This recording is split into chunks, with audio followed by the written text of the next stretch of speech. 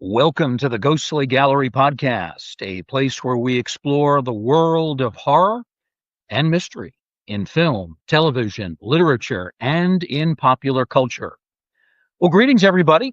Welcome to another show. My name is Bruce Markison, and as always, I'm joined by co-host and producer Tracy Asteria. Tracy, how are you this evening? I'm doing really good, Bruce. It's a long weekend here in Canada, and I am looking forward to the long break. How's everything going for you?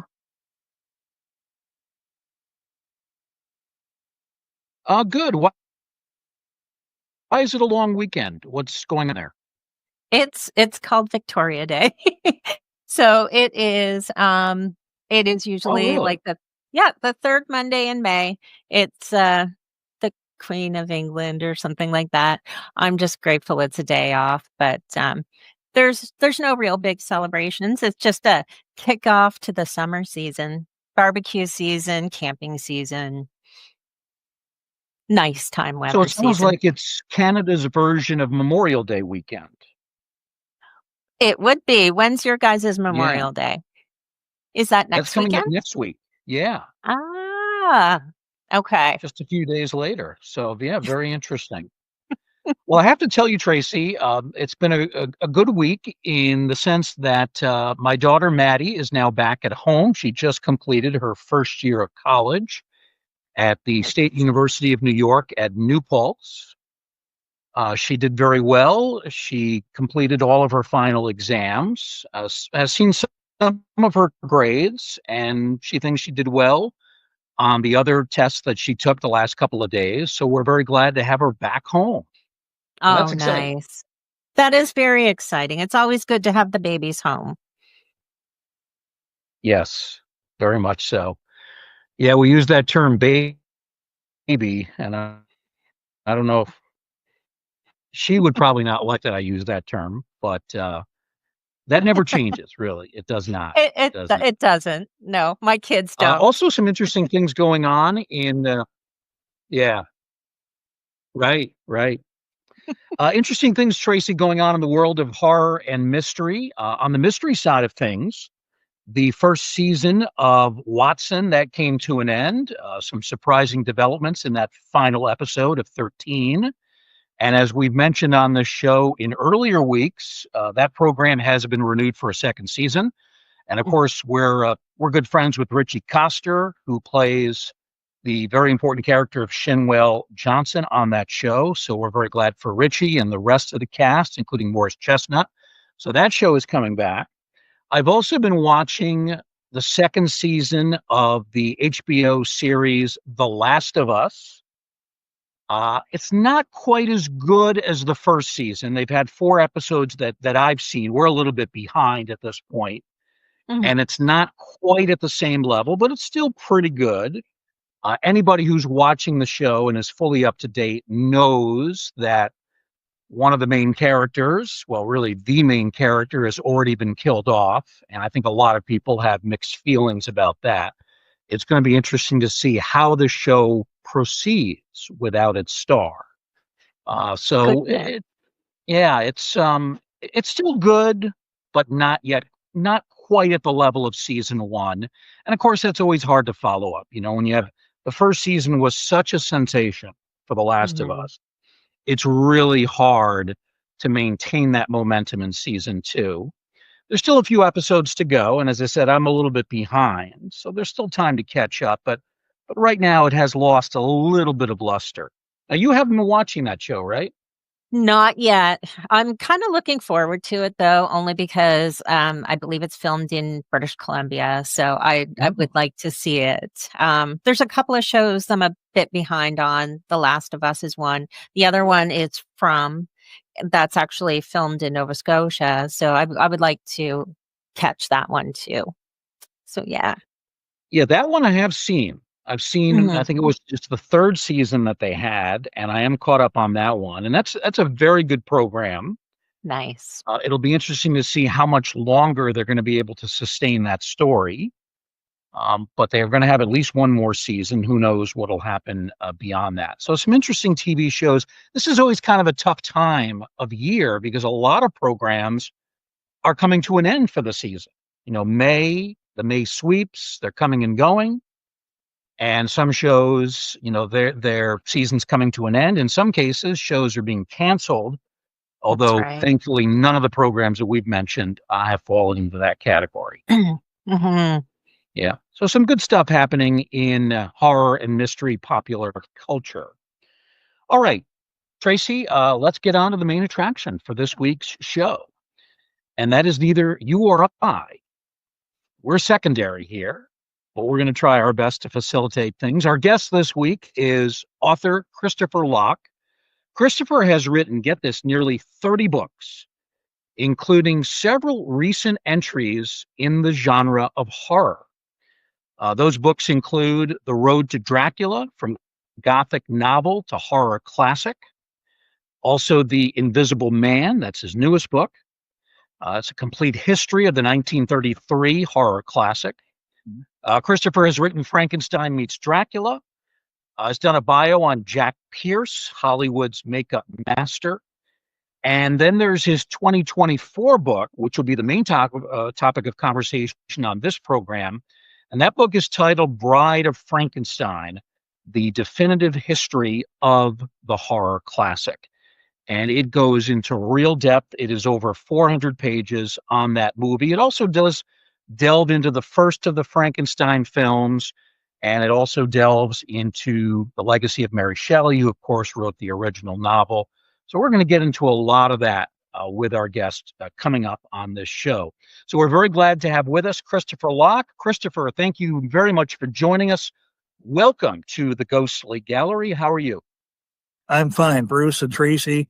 It's my honor to be here, really. I watched your podcast of Sarah Karloff from a couple weeks ago, and I'm just honored to be actually on the same type of show. So thank you for inviting me. Oh, thank you. Well, we appreciate you joining us. And by the way, this is a milestone episode. Your timing is very good, Christopher. This is our 90th episode of the Ghostly Gallery podcast. So we're glad that you could join us for 90. And that number 90 is somehow appropriate because this is the 90th anniversary of Bride of Frankenstein, which we'll be talking about extensively. Right. Now, many of your earlier books, Christopher, dealt with regional history of Michigan. That's where you lived a good majority of your life. You have since relocated to Florida. Mm-hmm. Why did you decide to make this very interesting transition to writing about horror and its history? Because this is kind of a recent development, just the last few years for you. No, that's true, Bruce, and that's a good point. So let me take a little step back. So I'm an aging baby boomer, and I was born and raised in the suburbs of Detroit.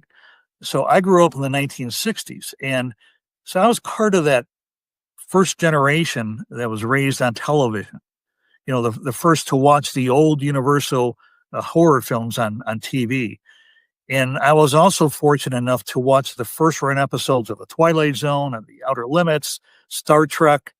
I was a 10-year-old kid in the theater, got to see 2001: A Space Odyssey when that first came out.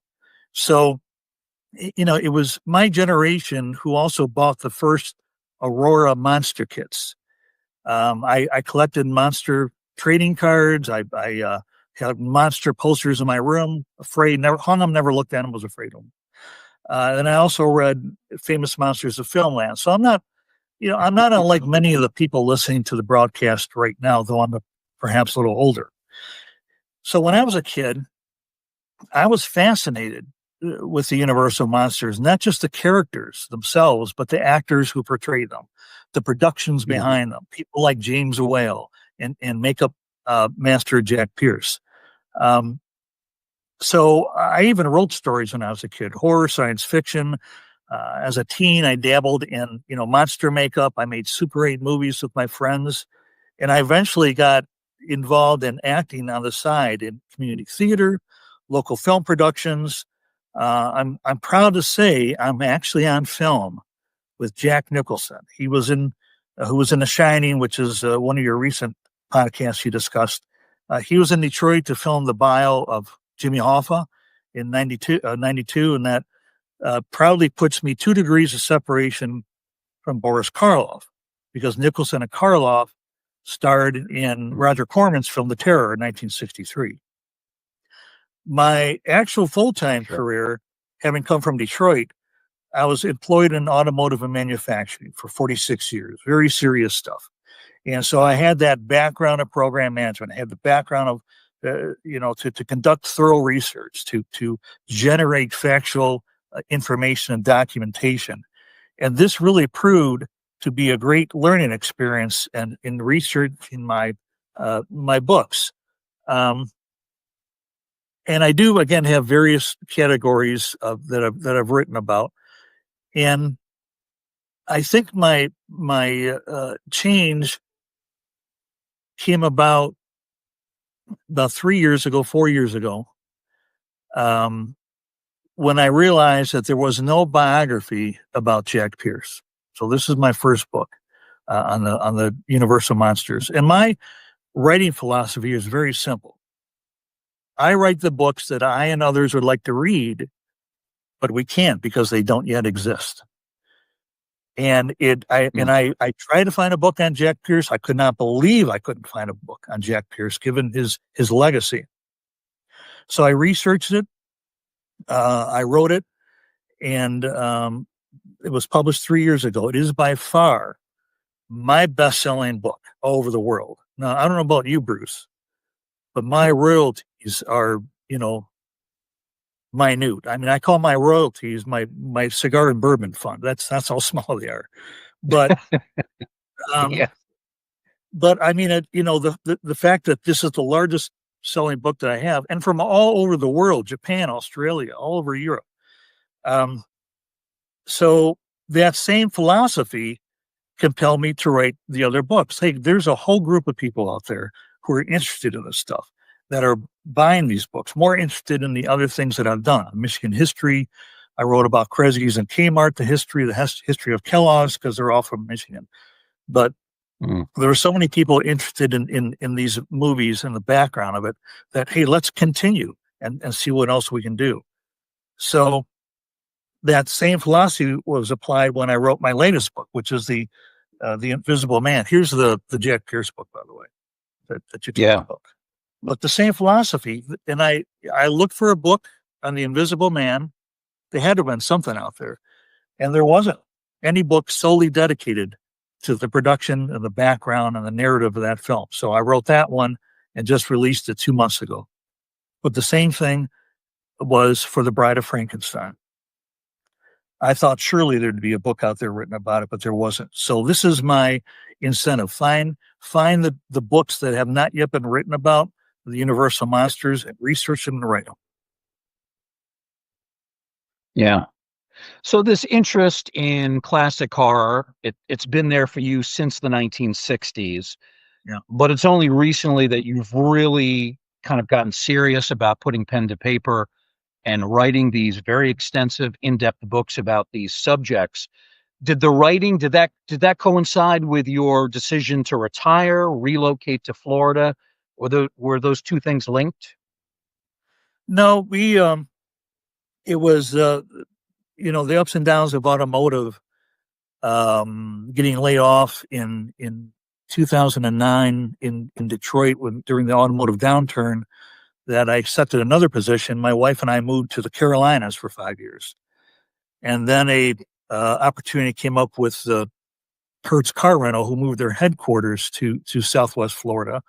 And we had already had a condo down here since 2001, and we had planned to retire down here anyway. So in 2016, I got hired by Hertz, and we made the full-time move. And then, of course, only 3 years ago is when I wrote the Pierce book. As my career was winding down, COVID affected a number of us. I was laid off from Hertz, then went into full-time consulting.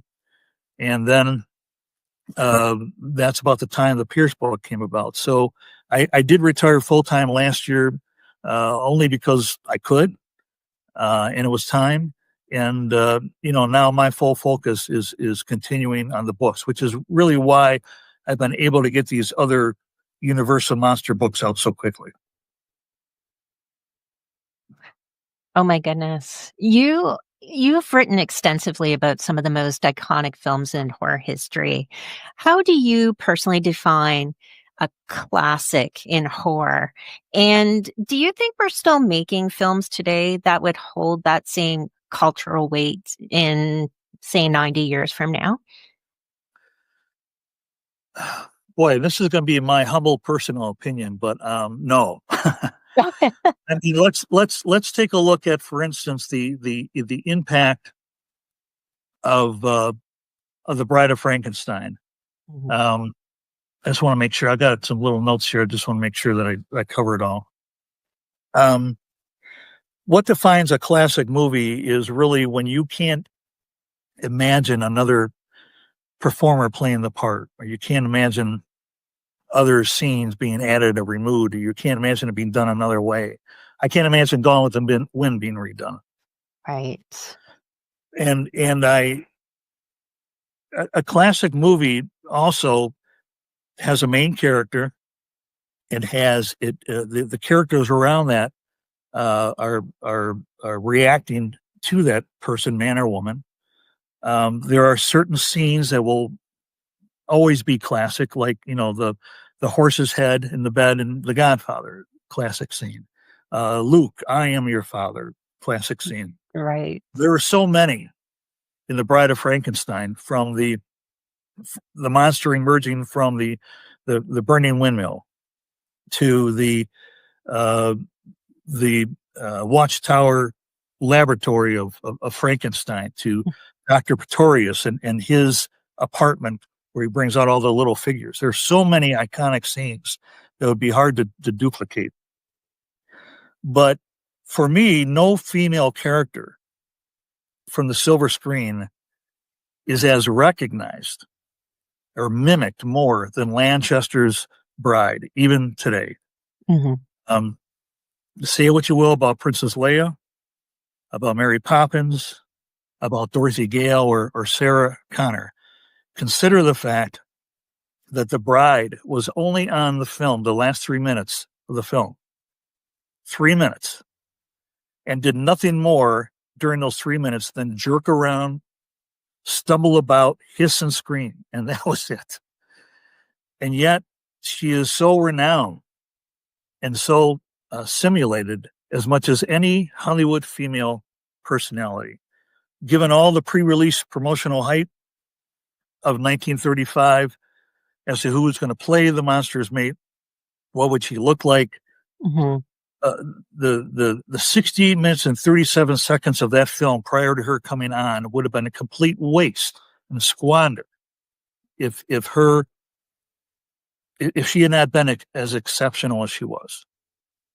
It was a combination of brilliant acting, direction, camera work, lighting, makeup, of course, and music that ensured her success. And there have been remakes of the Frankenstein 1931, the whole Frankenstein tale. There have been remakes all the way up to with who was it that was in Mary Shelley's Frankenstein? Oh From gosh. I can't remember his name now. Oh. But there have been so many remakes in these last 90 years that included a female companion. Hmm. But when it comes to recognition and longevity, none of them could hold a candle to the 1935 classic. Oh my gosh. I actually just saw The Bride of Frankenstein recently for the very first time, just within the last couple of months. And I can tell you, I very much appreciate the story and the movie. Just brilliant. I'm just going to put Bruce back on the screen. Here we go. All right. I will pick it up from here. Okay. So you've talked about some of your research process, and I'm curious, how long does it take you typically to do your research and write one of your books? And is there a phase of the process that you enjoy the most? Great question. So I've had some criticism on my books that I don't put enough footnotes in there. My research, I have access to old newspaper databases from all over the world going back to the 1800s. I have access to periodicals like the Universal Weekly. I have access to government files, applicable websites. I pull in all sorts of information that I take with a grain of salt. Everything has to be verified first. But I've also collected a lot of books and magazines, for as long as I've been a Universal monster enthusiast. So, practically 60 years.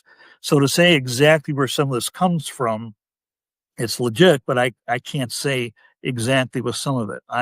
When I can in my books, I will state, hey, this newspaper on this date from this city ran this article, or this is where this information came from. Because that's sometimes where the best information you can get. For instance, the websites, Wikipedia incorrectly states that the Bride of Frankenstein world premiere took place in Seattle and San Francisco, and they did take place on the same date, but the Chicago was really the first city to premiere it, because they are obviously 2 hours behind California. So when they showed the movie at 10:45 in the morning, Chicago, it was 8:45 in San Francisco. People are just getting up, and San Francisco didn't hold their premiere until two something in the afternoon.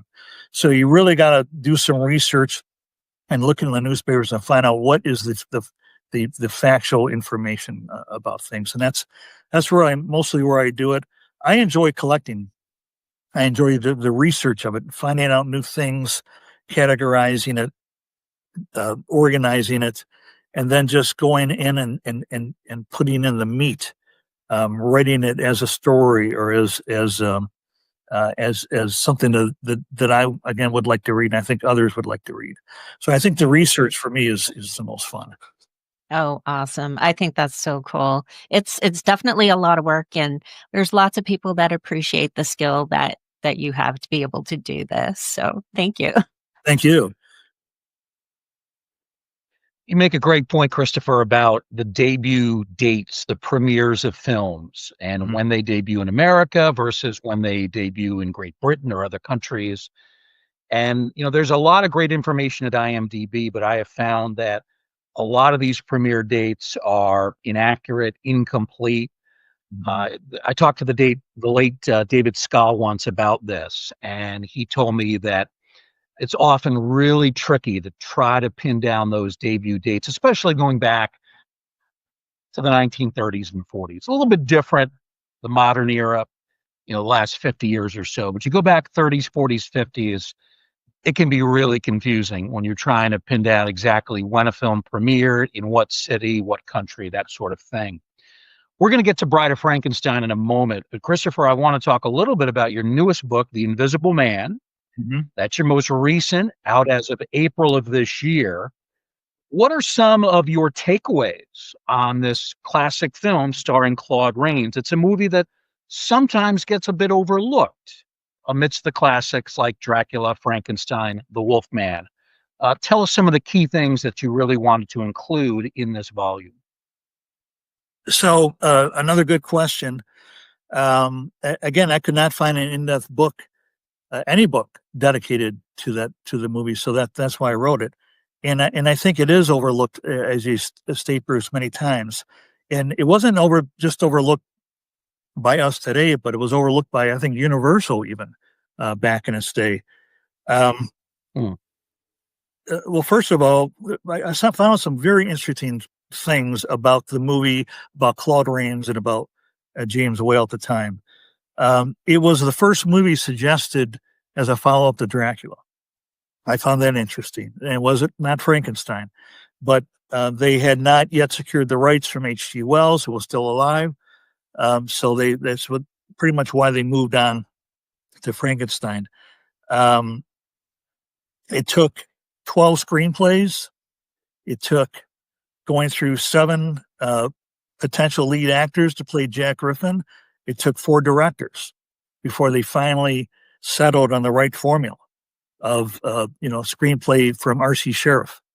finding Claude Rains and then getting James Whale to direct. They secured the rights from H.G. Wells in September of 1931, and they didn't really start filming until June 26, 1933. So you got a long lapse there of pre-production chaos that went on. Wales heard Rains' voice. He was in a room, Universal City, heard this voice coming from another room and thought, that's the voice that I need. The Invisible Man is invisible. There's no horrific face to look at. I need someone who has this voice, who has this physical body presence to deliver the horror instead. And what he heard was Rains' screen test from another movie studio. And Rains admitted it was a terrible screen test. He had never acted in film before. He had been in a couple silent movies, but The Invisible Man would be his first talking movie. And he was 43 at the time. Wales heard the voice and said, that's what I want. That's the guy I want. I don't care what he looks like. I want him. So, but when you think about it, it was, Jack Pierce, Vera West, who was the costumer, who put together this crazy ensemble, the bandages, the goggles, and the outfits to make the Invisible Man look scary. And they were actually following the lead of H.G. Wells because that was pretty much his description in the novel, covered with bandages and the goggles. I always found it interesting that the Invisible Man was never part of the monster rallies. You have the Invisible Man meets the Wolfman. You have House of Frankenstein, House of Dracula. We didn't even get an Invisible Man sequel until 1940, and it had nothing to do with the first movie. Even when the Aurora Monster Kits came out in the early 60s, they never produced an Invisible Man kit. Yeah. It wasn't until later that some other companies started doing it. So he's always been kind of the red-headed stepchild, I think, of the Universal Monsters, as you led to. Yeah. Even in the great 1948 film, Abbott and Costello Meet Frankenstein, which is certainly one of our favorites, both Tracy and me, the Invisible Man is featured at the very end, Vincent Price's voice, and it's really more of a comical touch than anything else. But other than that, you're right. He's kept completely out of all of those Monster Rally films in the 1940s. And there's kind of a little bit of a, I don't know if shame is the right word, but a little bit of a disappointment because he was important. Another thing that has always struck me about the Invisible Man, he is incredibly violent. There are more people that are killed in that film than in any of the other Universal classics. And nobody ever talks about that. No, you're absolutely right. I do cover that in the book. You look at Frankenstein, who had 2 or 3 kills. The Wolfman had maybe 2. Dracula only had a couple in the movie. Jack Griffin, having gone insane from injecting monocaine, 122 kill counts. 122. 100 of them on the train that derailed. Spoiler alert. But it was 122 kill counts. So by far, almost even more than any current horror monster character. So you're absolutely right about that, Bruce. And that is Christopher's newest book. Again, it's called The Invisible Man, The Complete History of the 1933 Horror Classic. And you can find that at Amazon.com, among other locations. All right, Christopher, let's move on to our main topic of conversation, and that is Bride of Frankenstein. It does celebrate its 90th anniversary this year. This is a film that many horror historians have called the best, the supreme of Universal Studios horror classics. There's lots of reasons why it's a great film. I know that you love it based on reading the book. There's no question you're a huge fan. But if you could pick 1 or 2 things about it that really set it apart from some of these other great horror classics, what would those 1 or 2 things be? We can take a little step back here. I mean, there's always a risk of coming out with a sequel, right? I think if Universal had come out with Bride of Frankenstein the year after Frankenstein, it would have been not as well received. I mean, you wouldn't have had James Whale because he didn't like to do back-to-back horror films. So I think separating the nearly 3.5 years in between the two films, I think helped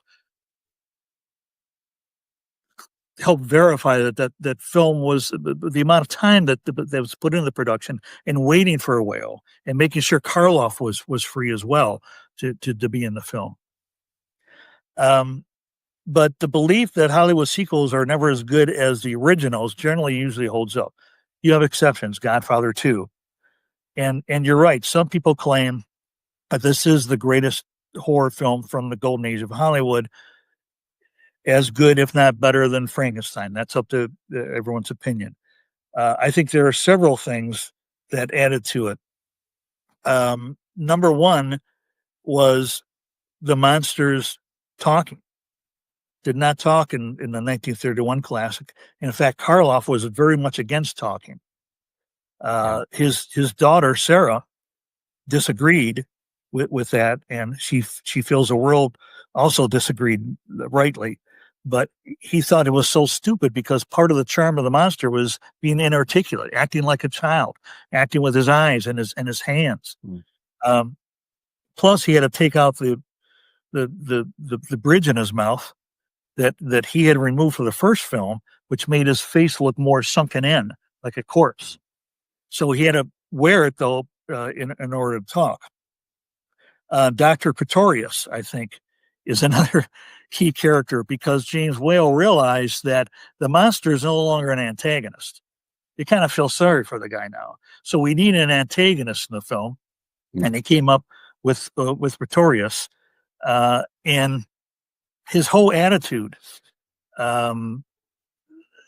he's somewhat effeminate. He seems anti-religion. He doesn't seem to care for women. He treats them with disdain.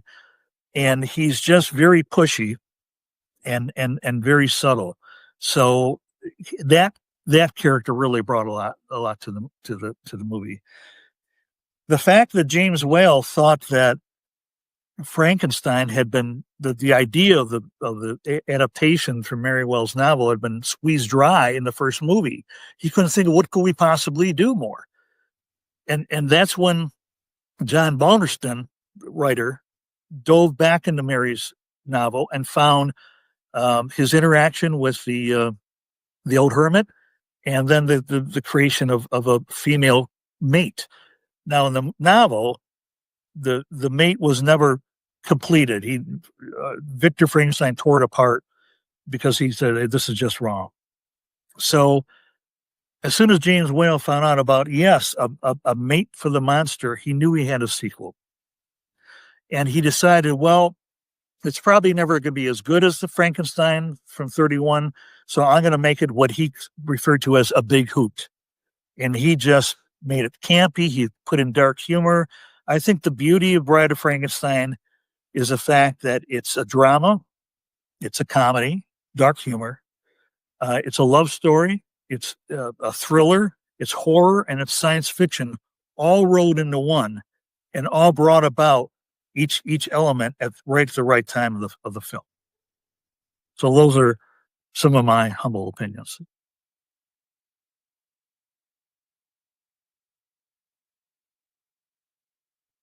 Did you ever come across any myths or misinformation in the horror history while doing research for this film? Yeah, directly and indirectly. The first bit of misinformation kind of goes back to Jack Pierce. Jack Pierce is, and in fact, this is something that Bruce kind of hit on before, where there's a lot of misinformation out there. Jack Pierce's birth date, number one, is deemed as 1889 in a lot of these websites. He was actually born in 1885. How do I know that? I looked up his immigration records, his marriage records, and the census. Now, people think, why, it's written on his gravestone. Well, my father-in-law's gravestone not only has the wrong year that he was born, but the wrong day of the month. So it happens. And Pierce probably lied about his age to appear a little bit younger to stay in. Mm-hmm. But there's also misinformation that Whale and Karloff did talk to each other during the Bride because of a an incident that happened during the filming of the Old Dark House. Mhm.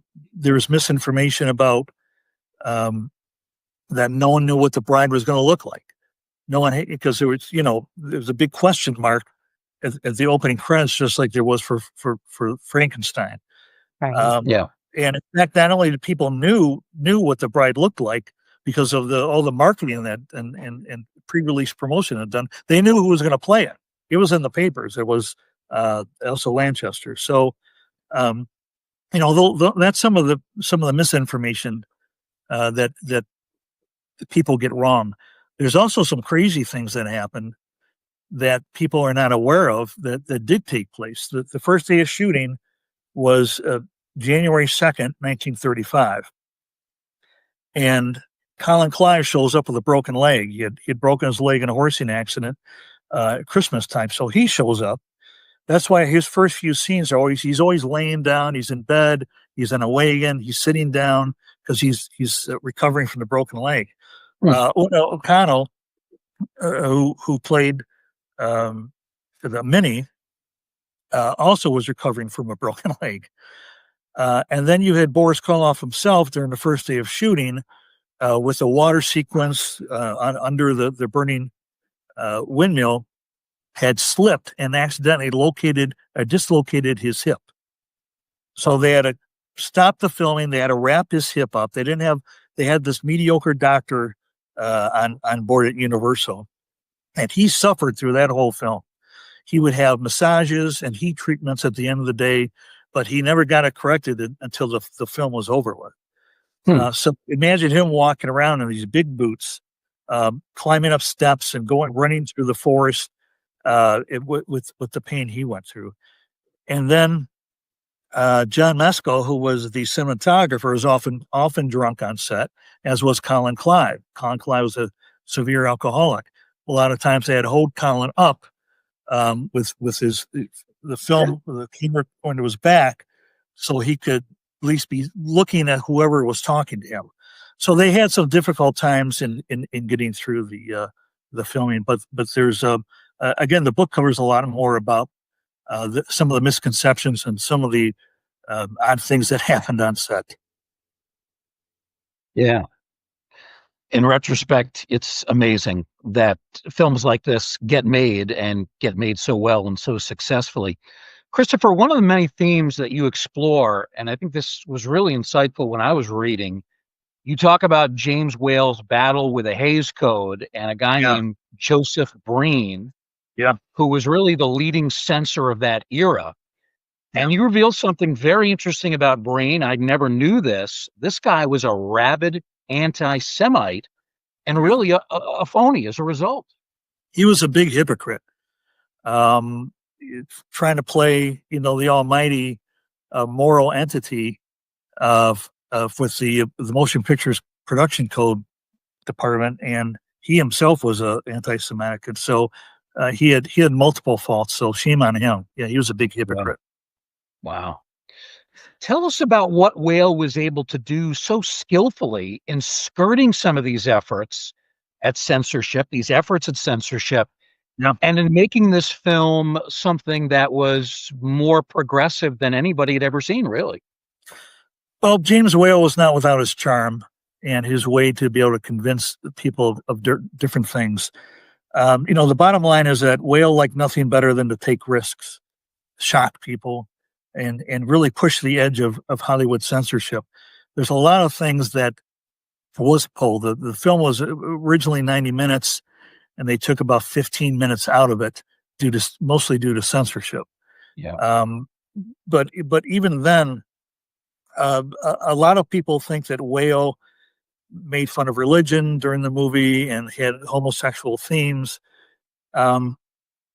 But his partner, it was producer David Lewis, summed it up perfectly, and I'm going to read it. It says, Jimmy was first and foremost an artist, and his films represent the work of an artist, not a gay artist, not a religious artist, but an artist. And a lot of people think that Whale was an atheist, which is why he had all of these. You see a lot of crucifixions in the film. There was a scene that was censored when the monster sees the figure of Christ on the cross in the graveyard, and you can see the cross in the graveyard. They had filmed them going up. The monster thing was an actual human being on the cross trying to get him off, and the brain managed to pull that out of the film. Right. But in his suicide note, James Whale wrote, "Please forgive me, all those I love, and may God forgive me too." So he did believe in God. May not have been an overly religious person, but he was definitely not an atheist. But he was able to talk Breen into a number of things, convincing him, "Oh, no, that's not what this means. This is what this means." So could have basically just lied to get away with it. But he loved skirting around the Hays Code. You know, you're right. Sounds like he was a lot smarter than Breen ultimately. You mentioned Yeah, earlier the presence of Ernest Thesiger as Dr. Pretorius. Yep. He, of course, was so funny in The Old Dark House, which came Yeah. out just a few years earlier. And in The Bride of Frankenstein, he really is a difference maker. When people talk about this being better than the original Frankenstein, I think a lot of that is the credit going to Thesiger as Pretorius. You mentioned some of the things that he did in making this a memorable role. When you look at him and his performance in this film, he is more evil than the monster. He's somehow able to make himself the number one villain, which is a pretty big accomplishment when you've got this lumbering, monstrous man made up of body parts, staggering around killing people. It's pretty amazing what Thesiger pulled off here. It was, and Whale selected the perfect actor. I don't know anyone else. The Universal had originally thought of using Claude Rains, which he could have pulled off something good, but not as much as Thesiger. No. The full name of Dr. Pretorius is Semperis Pretorius, which is Latin for Royal Seven, which translates to the seven deadly sins. That's where they came up with the name for it. And, look at his features.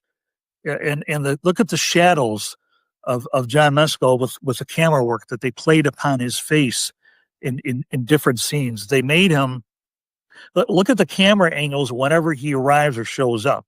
It's always kind of up into his face, like I'm a holier, I'm a bigger person than any of you. And he really did an excellent job with that film. He just went all out, and I think Whale gave him a lot of openness to it. Just said, probably mostly do what you think is best, because he had worked with him before. He knew exactly the talented actor that he was. Yeah. Many have interpreted his character as being gay. Let's talk two-part question here. Do you think that's accurate? And B, does that matter to the story? It doesn't matter to the story. If he had been straight or gay, I think he probably was. There's some funny lines in there that Whale throws out when Minnie introduces him for the first time when he comes into the Castle Frankenstein. Says, "There's a queer-looking gentleman standing outside the door." I mean, hello. And just, he had a disdain for women. He didn't care for Elizabeth. He treated her very badly. So I think he probably was. And I think that he was also an atheist with some of the lines that he had come up with, talking about God and, bedtime stories and things like that.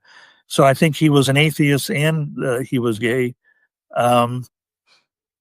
And of course, Whale was openly gay. He wasn't hidden at all. Everyone knew that he was.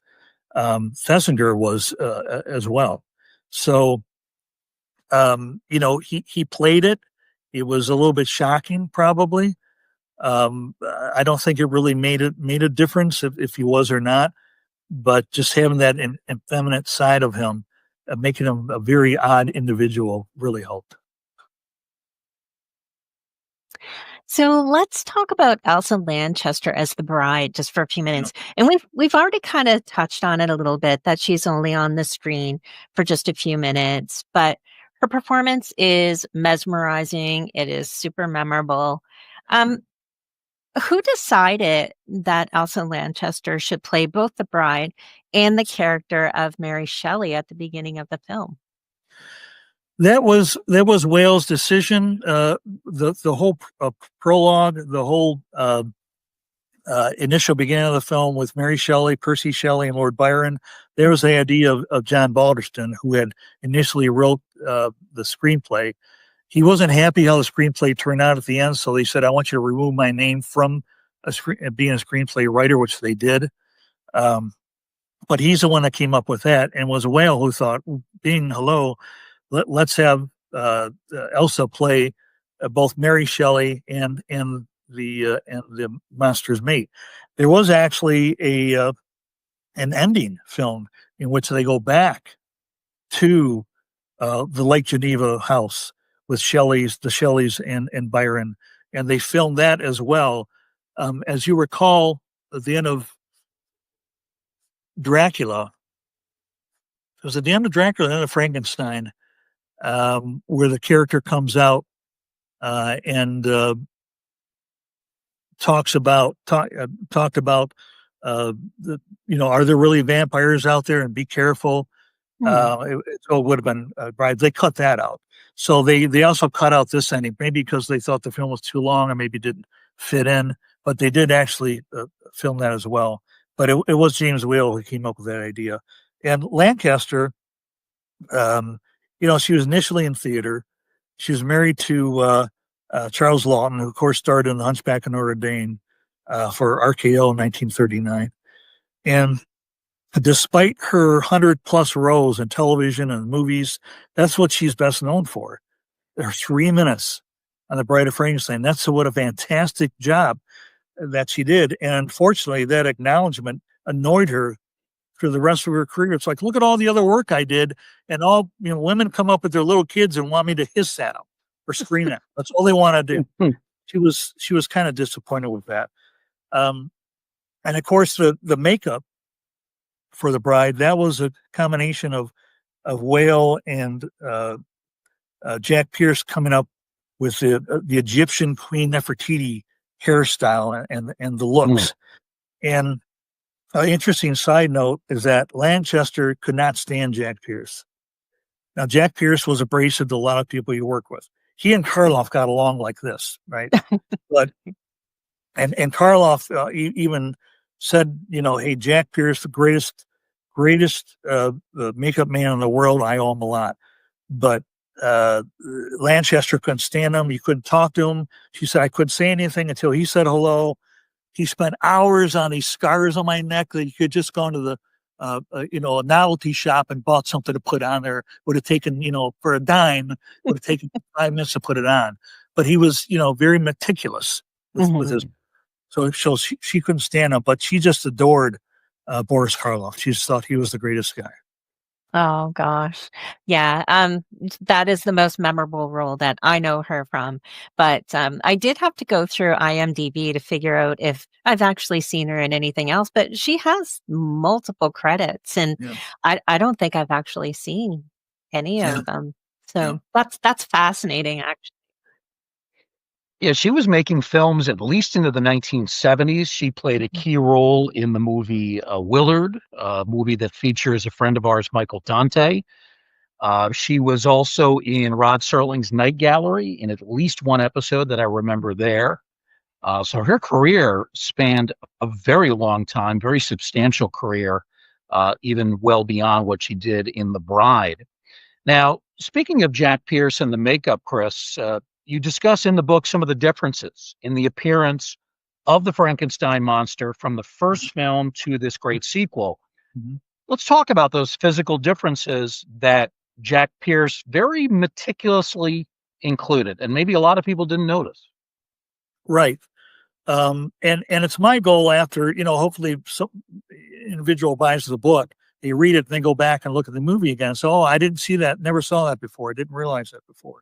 And that's one of the things. So in 1931, when, Karloff was a struggling actor, he had been in 70 films, didn't get a lot to eat. He was a thin guy.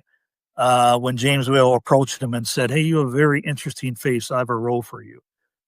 So between 31 And 35, Karloff was now obviously a star, obviously able to eat better, and he had gained weight. So he was a a taller guy, but he had put on some pounds since 31. Again, with the mouthpiece, the plate in his mouth that he removed in 1931. It was his idea to do that, to make the side of his face look more like a corpse and draw it in. Well, he had to wear it in order to talk in Bride, so that made his face look a little different. So instead, Pierce put like a little dot or mole on the side of his face to kind of make up for it. And if you look at other monsters who played, or other people who played Frank the monster afterwards, Bela Lugosi, Lon Chaney, they all have this little dot now on the side of their face. But because the monster had been burned in this windmill, he was burned, he was singed, some of his hair, Pierce left some of his hair off. He put burn and singe marks on his face and his hands. His clothes were tattered.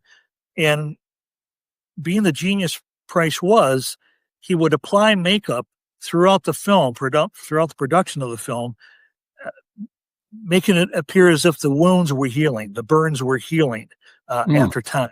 So that's one of the other differences that Pierce brought to it. Yeah, one of the things I noticed, his forehead is much larger because his hairline has essentially receded because of the burn, and he's lost hair. And that's maybe one of the bigger differences, but there are more subtle differences in terms of the scarring, the fullness of the face that you mentioned. And it is really remarkable how meticulous Pierce was in that as they went on filming the movie, he did try to make those efforts to show some healing from some of the burns. A lot of makeup guys would not have gone to that extent the way that Pierce did. We look at this film now, it is regarded as a classic. It's a 5-star movie in the minds of many. But what about, Christopher, the audiences and the critics of that time, of 1935? Mm-hmm. How did they immediately react? Was it universally accepted, or was there mixed opinion? It was mostly well accepted, both by the public, the critics, and it was financially well. It made $2 million, so 5 times the budget that it took. Didn't do as well financially as Frankenstein, which I think was closer to 5, if I'm correct. But it did very well, actually. People were happy with the outcome. There were enthusiasts back then who couldn't wait to see it. There were some who had never seen Frankenstein, the original movie, so they didn't know what to expect. But the critics, for the most part, really enjoyed it. They found it entertaining, but they were very specific to say it was an entertaining movie for this type of movie, right? It wasn't a serious movie. It wasn't a drama. It wasn't a gangster film. It was a horror film. So for horror films, the critics believed it was very well done. Kind of a backhanded compliment. We look at the film today, and I think it's not only a classic of horror, but it's a classic of that era as well. Yeah. What do you think The Bride's legacy should be for fans who maybe experience it for the first time now, or maybe even for fans like us who go back and watch it every couple of years? What do you think the legacy of The Bride of Frankenstein is?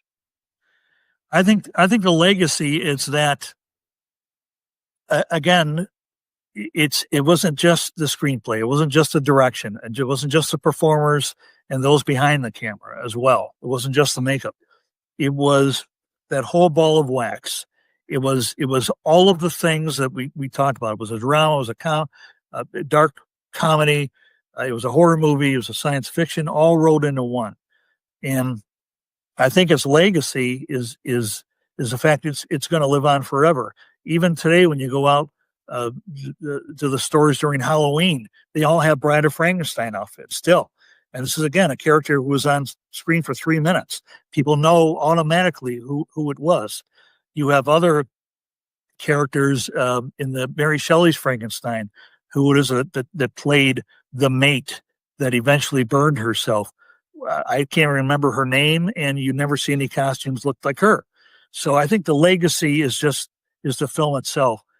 For me, especially with people, especially new generations looking at this, we all seem to look at some of these movies from back in the golden days of the golden days of Hollywood, and we think, the acting, the script, the writing is all kind of silly, and we can't even imagine that people were screaming in the aisles in theaters back in 1935. Lon Chaney's the event masking. People passed out because they had never been used to it. Now we watch it; it's not a big deal. But people actually screamed and ran out of theater watching this film.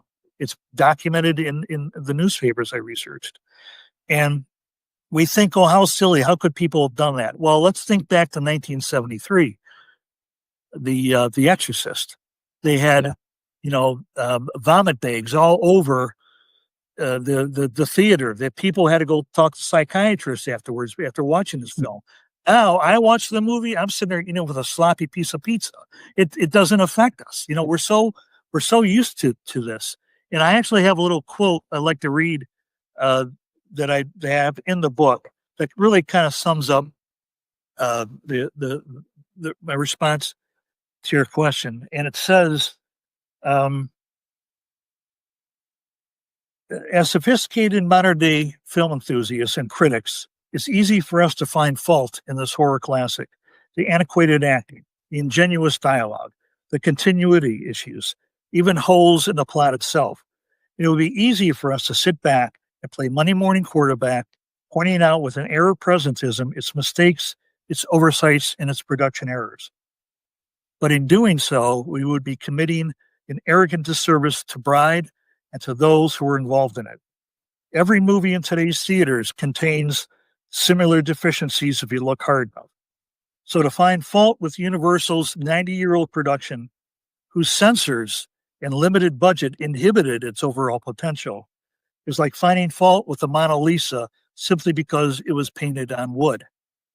We will never fully know the planning, the work, the sacrifice it took to produce and release Bride of Frankenstein for those in front of and behind the camera.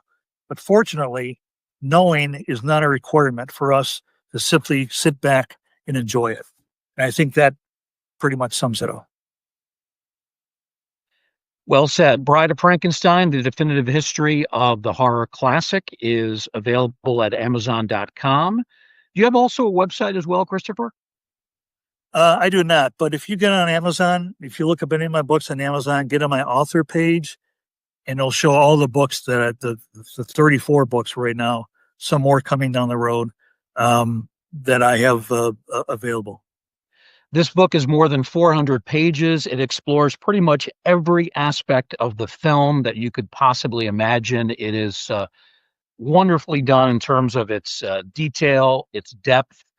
I like the fact that it's written with large print, making it easier for me to read. It also has lots of great black and white photographs, in addition to a full color photograph on the cover. It's very nicely done. Again, that's Bride of Frankenstein. Christopher, before we let you go, Tracy did want to ask one kind of philosophical question. Tracy, go right ahead. This has been such an interesting conversation tonight. And my question would be, what advice would you give a young writer or historian who would like to chronicle genre film history the way that you've done? Mm-hmm. I guess it would be to have an open mind. Don't believe everything you read. Fact check everything you do.